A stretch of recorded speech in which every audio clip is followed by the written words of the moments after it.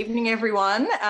Welcome aboard. It's been a really long time since we've had a guest on the show, and for everyone that tunes in on a weekly basis, it's probably nice to see a new face that isn't Spinks, Bo, and myself. So, Ben, you are our first guest of 2022. Welcome aboard. We're going to do a little bit of an intro, and then we'll let you tell us a bit about yourself. But it's our pleasure to introduce you. You hail from the best town in the country, and anyone that follows this show knows that we obviously mean Griffith, New South Wales, where Spinks and I also grew up. Ben's a former NRL player. He tasted success with two clubs in the NRL, the Tigers and the Titans, and we'll learn a bit more about that soon. He made his debut against the Broncos in round 21 of 2006. I was finishing uni at the time, so well done being in the NRL while I was, not making money, and you were. Scored a try as well, and I think Bo's got some questions about that. But 2 years later, you joined the Titans, and you made 19 appearances for that club. You're a product of the Waratah Tigers in Griffith, and you've won Group 20 premierships through your time with them. A big welcome to you. Ben, how you doing? Good, thank you. Thanks for having me. Legend. We're going to throw to Bo. I think Bo just can't wait to rip in here. So over to you, Bo. Yeah, sorry, Ben. I'd love to have you on, man. My first question just is around, so you scored on your debut, and obviously huge effort. But more importantly, what's it like to play in Suncorp, which is probably the most renowned stadium we have here in Australia? What was it like that night? What was it like scoring on debut? And just what was the feeling there playing in front of, I have no idea how many people were there that night, but surely an unreal feeling. Yeah, obviously it was fantastic. I was 19 years old, and we travelled up to play Brisbane, who had guys playing for them that I've watched play when I was sitting at home in my lounge room as a kid. They went on to not lose a game for the rest of the season and win the grand final that year. So to play against some of those legends was just absolutely fantastic. Suncorp's just something else. I think there was 30,000 or 30,000 plus. It was a Sunday afternoon, actually. It was really dry weather footy, so there was some good footy played, and we were just extremely lucky that we got away with the win. So Wikipedia, and that only means so much, but Wikipedia says you broke 13 tackles. You had 2 line breaks on the same play, scoring the try. Potentially the best try ever scored. Is that... That's not factual. Yeah, that's true. Yeah. That probably would have helped me get a few more contracts down the track if that was. Mate, what does it mean for you, being a young Aboriginal boy from a very small country town, to sort of make it in the NRL? How did it sort of come about that you ended up there? I just think at the time growing up, it was just something I wanted to do, and growing up, we grew up with a family, all my cousins, and we're a very big football family, so it was just bred into us from a young age, and just playing good footy, and Michael Henderson actually come and see me and watched a couple of games, and I got signed with his manager, and it all just sort of snowballed from there, and within 12 months, we were up in Wollongong playing SG ball for the Dragons. St. George Illawarra. Yeah, I still remember some of those massive games we had at school, the high school teams at home, and yeah, there was some action on the field and off the field as well. There was some very, very big days down there. Yeah. No, they didn't end well, some of them, for us. Not at all. I can tell that you're half decent, other than obviously the stats that Bo shared with us. I used to play touch with your sister, and you filled in for a game. You didn't pass me the ball, but that's okay. I'll forgive you.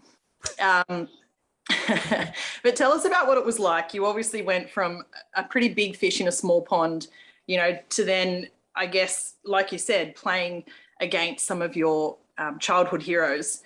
How was that transition? And I guess, where did it start for you, and how did you climb the ranks to actually get to the NRL? I guess it started from Griffith Junior Rugby League, and then progressing through the Waratah system, and then heading away. I think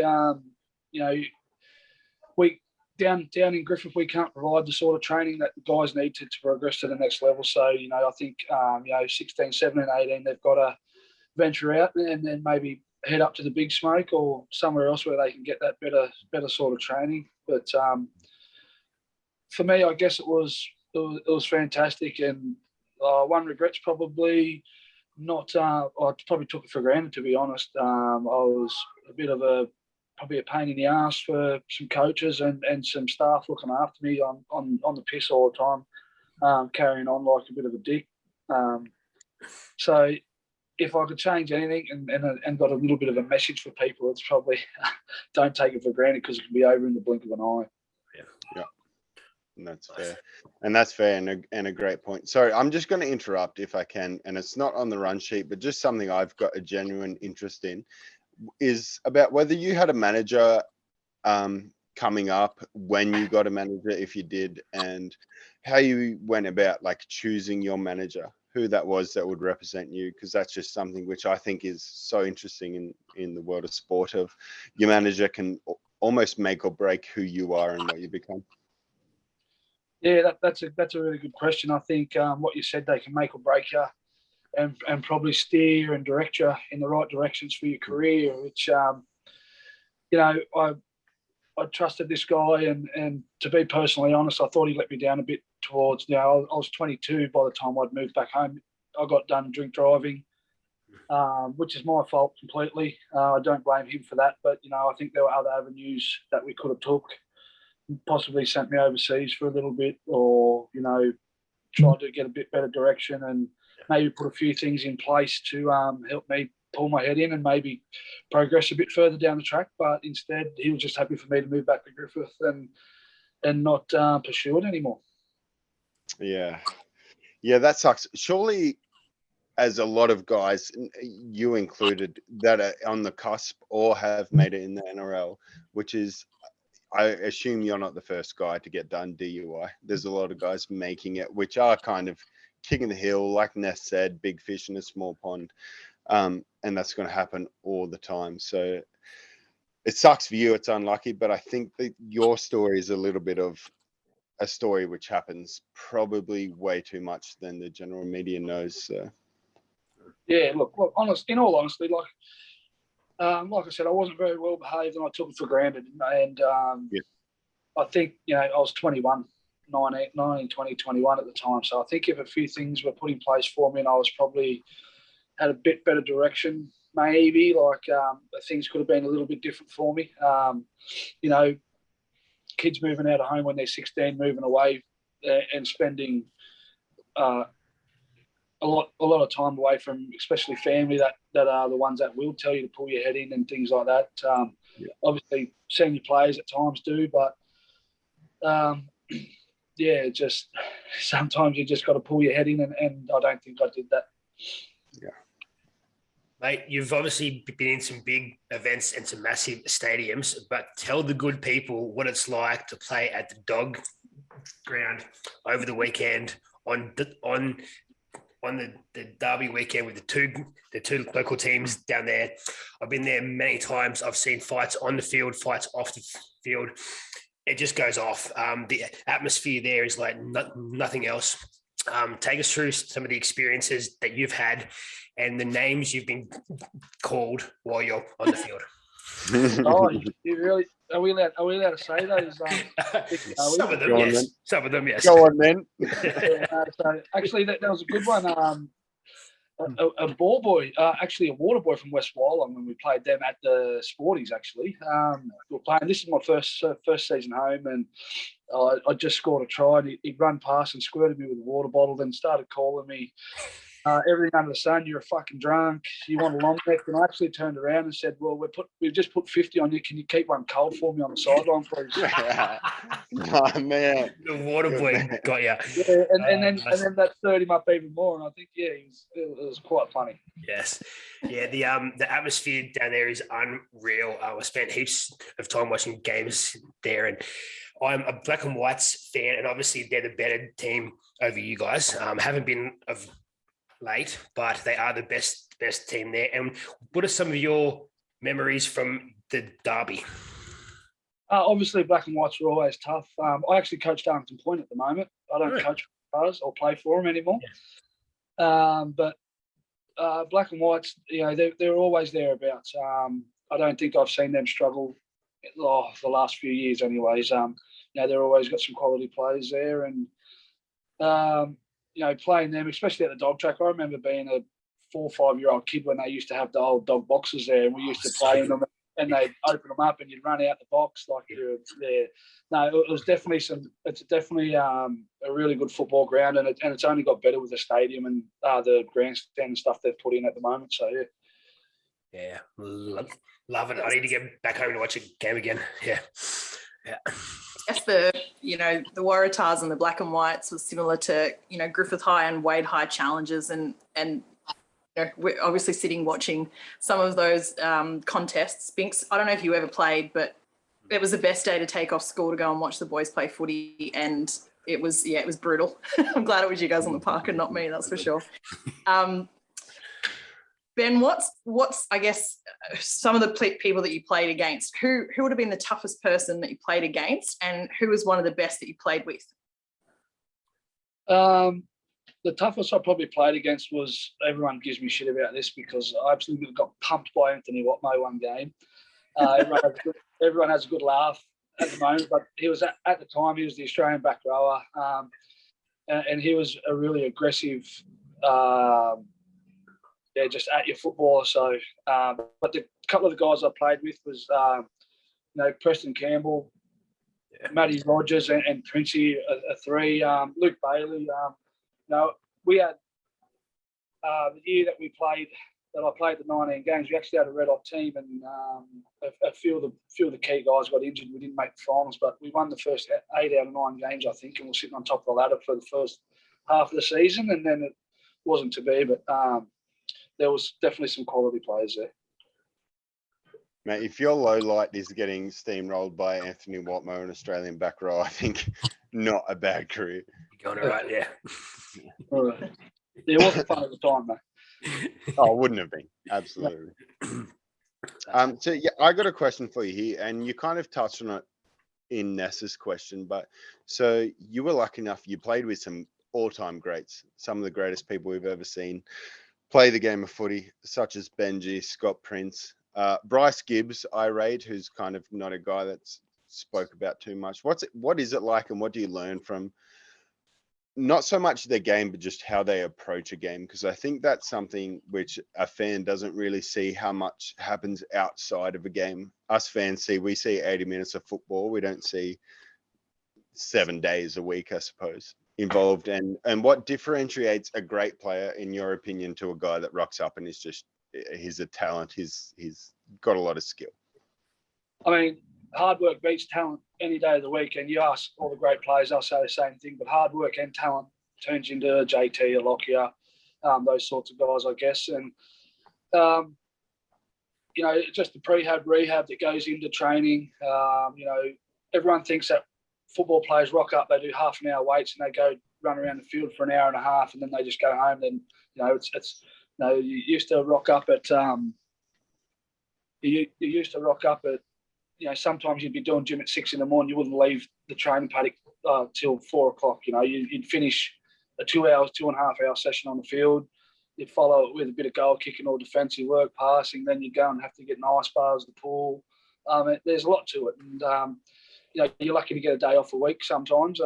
So everyone thinks it's really easy, but you go and do some of the fitness sessions and in the 40-degree heat, and that's what I guess separates the guys playing in NRL from guys that have got the talent but don't want to do the hard work. Men from the boys. Yeah, I guess so, yeah. Now, mate, you're back home now. What's life like after the NRL? What are you doing with yourself? You said you're coaching Darlington Point, Collie Embley at the moment. What are you doing with yourself? I work at Murrumbidgee Irrigation, just a machine operator. Got a couple of boys, just kick back, coach the footy team, which is interesting at times. They can frustrate me, but then at times it's very rewarding as well. We've got a really good group, I think, this year. We haven't been beat yet. Touch wood. I mean, a bad day at the office can be a bad day at the office, and anyone's going to beat you. We're not saying we're unbeatable, but I think if we do things well, it's going to make it difficult for teams to beat us. How are you going as a coach? Do you feel like you need to be back out there? Oh yeah, it's very I missed 3 games this year, which has been very frustrating. Just keep getting little niggle injuries, and I guess it's just with age. And this year, I've probably looked after myself a bit better than I have in previous years, and still happening. So, trying to see a few people to ask questions why, and see if I can get everything in order. Because obviously, you don't like seeing your team run around out there without you out there helping. For sure, very nice. Do you prefer being a coach or being on the park?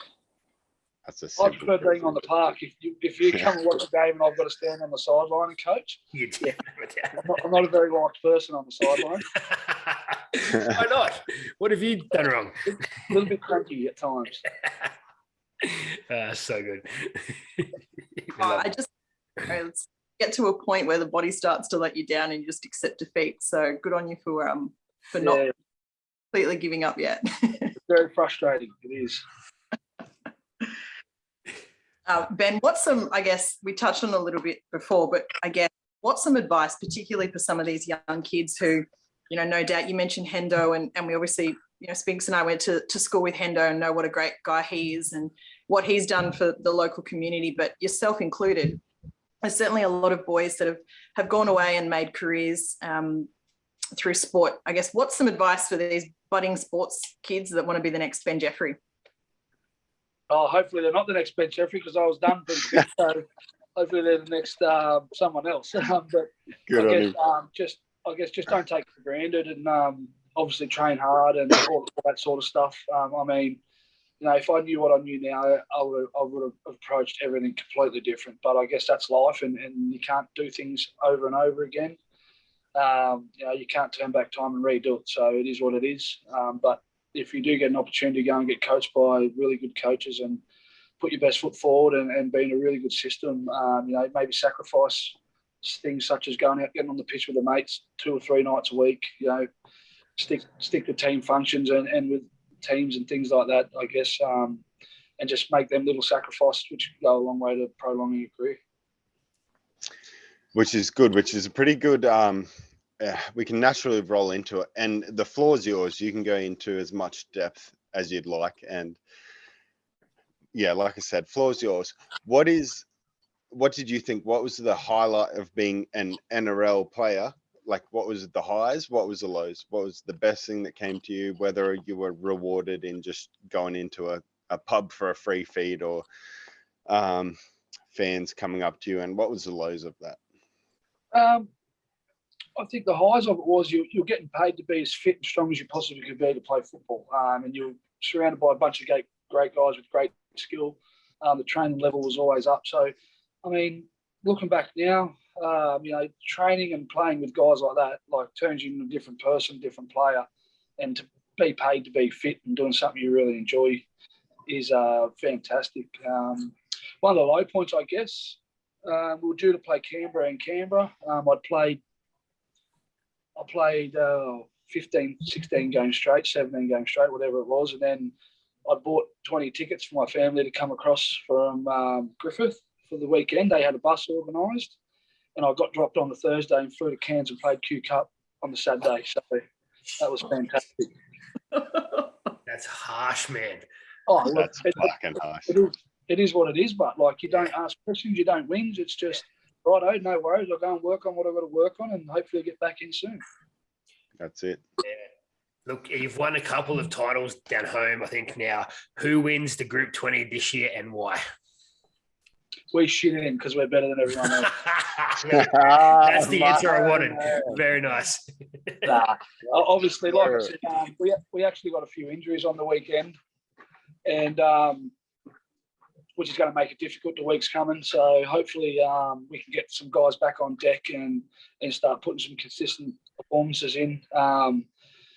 If we get a heap of injuries, and you never know what's going to happen. We're going okay at the moment, but who's to know? How many weeks until you're back on the park, you think? I'm hoping to have one week off, and then I'll hopefully be back. Nice. Very good. Very good. Well, guys, I think I'm going to have to run, guys. My crew's finishing up now, so You're in trouble soon. Yeah. yeah, Very nice. Go and see them. They're all starting to walk out here too, so they'll be You're in trouble here. Right. Yeah. Thanks for joining us, mate. Much No worries. appreciated. Talk soon. Appreciate it, Ben.